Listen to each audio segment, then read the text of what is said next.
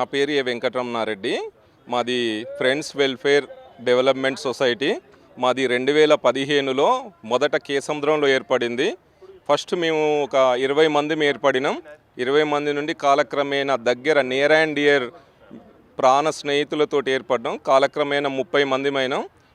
ప్రతి సంవత్సరం జనవరి 1వ తారీఖు పబ్లిక్ గార్డెన్లో నూతన సంవత్సర వేడుకలు జరుపుకుంటాం. అదేవిధంగా హోలీ వేడుకలు కూడా 1వ తారీఖు మన మార్చిలో ప్రతి సంవత్సరం జరుపుకుంటాం.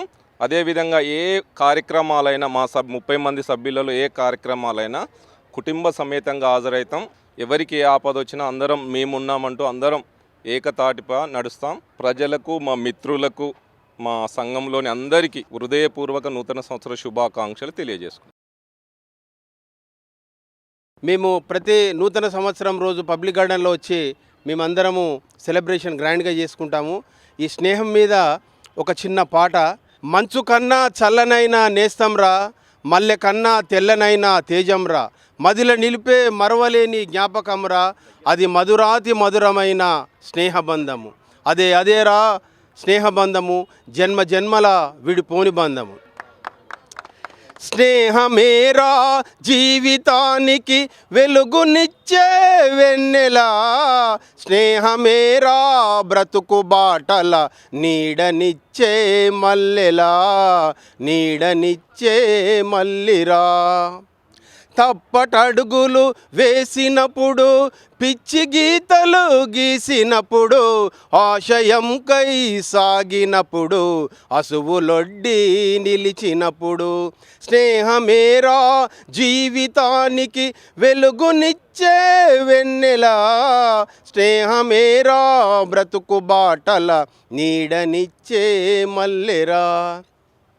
రామచిలుకల పలుకులై జంటకెగిరే గువ్వలై, బోయవాణి వలల చిక్కి ఎగిసిపోయిన పావురాలై, స్నేహమేరా జీవితానికి వెలుగునిచ్చే వెన్నెలా, స్నేహమేరా బ్రతుకు బాటల నీడనిచ్చే మల్లిరా.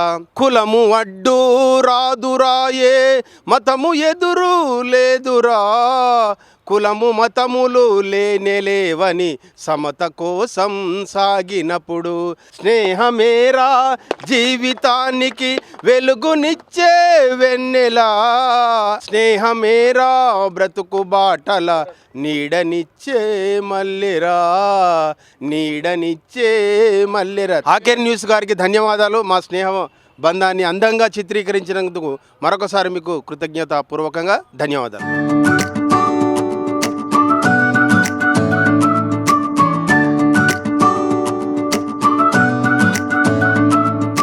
ఆకేరు న్యూస్ ఛానల్కి నూతన సంవత్సర శుభాకాంక్షలు. ఈ నూతన సంవత్సరంలో నూతనోత్సాహంతో అందరూ కూడా సుఖ సంతోషాలతోటి, ఆయురారోగ్యాలతోటి, ఐశ్వర్యాలతోటి ఉండాలని కోరుకుంటున్నాను. ముఖ్యంగా ఈరోజు ఈ పబ్లిక్ గార్డెన్లో మా మీటింగ్లో మీరు మాతో కలిసి ఈ ఆనందాన్ని పంచుకోవడం చాలా సంతోషంగా ఉంది.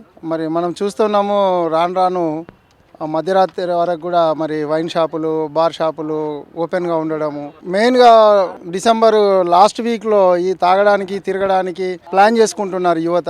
దానికంటే కూడా కెరీర్ గురించి నూతన సంవత్సరంలో మనం సమిష్టిగా ఏం చేద్దాం అని అట్లా ఆలోచించి ఒక బిజినెస్లో కానీ, ఒక ఉద్యోగరీత్యా ఏదైనా కాంపిటేటివ్ ఎగ్జామ్స్ ప్రిపేర్ అవడంలో కానీ ఒక సమిష్టిగా నిర్ణయం తీసుకోవడము, అందరూ కలిసి ఆలోచించి ఐకమత్యంతో వారి కెరీర్ డెవలప్ చేసుకోవడానికి ఎక్కువగా ప్రాధాన్యత ఇవ్వాలి. 2026 వచ్చేసరికి నేను 2025లో ఇది సాధించడానికి గర్వంగా ఉత్సవాలు జరుపుకోవాలని అందరినీ కోరుకుంటూ అందరికీ thank you very much. Thank you sir. Wish you happy new year.